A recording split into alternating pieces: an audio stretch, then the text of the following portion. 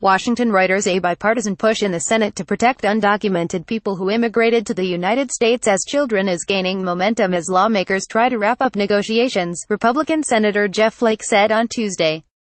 PHOTO demonstrators protest in front of the White House after the Trump administration today scrapped the Deferred Action for Childhood Arrivals DACA, a program that protects from deportation almost 800,000 young men and women who were brought into the U.S. illegally as children, in Washington, U.S., September 5, 2017.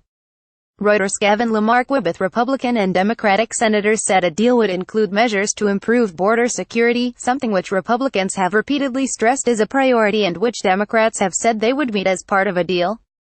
President Donald Trump said in September he was terminating the Deferred Action for Childhood Arrivals DACA program, and he challenged Congress to come up with legislation to protect around 700,000 Dreamers from the threat of deportation.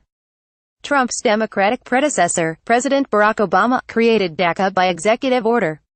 "We're still working. We are very close to an agreement," Flake, one of a few Republicans and Democrats in the Republican-controlled Senate leading the effort, told reporters.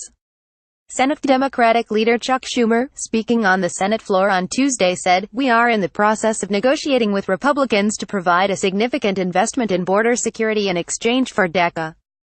These talks continue to progress, and I'm hopeful we can reach an agreement."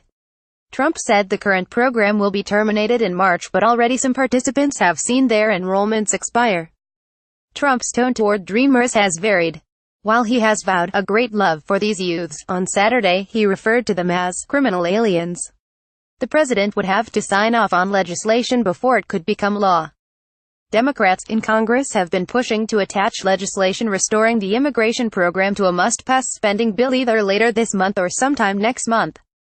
Another Republican active in the effort, Senator Thom Tillis, also was upbeat. "When we sit down and talk with bipartisan groups of senators, we see that we're not that far apart," Tillis said in a brief interview on Monday night. PHOTO Sen.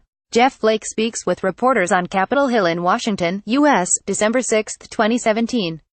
Reuters. Aaron P. Bernstein. Tillis said additional law enforcement efforts in the interior of the country and not just at the border must be part of any deal. Many Democrats have said they would support increased southwestern border enforcement efforts such as more electronic and drone surveillance. But at least publicly they have not embraced some of the enforcement steps for the country's interior that Republicans seek. Negotiations, which have been closely held as senators engaged in high-profile fights over revamping the U.S. tax code and funding federal programs in order to avert government shutdowns, had been slow-going.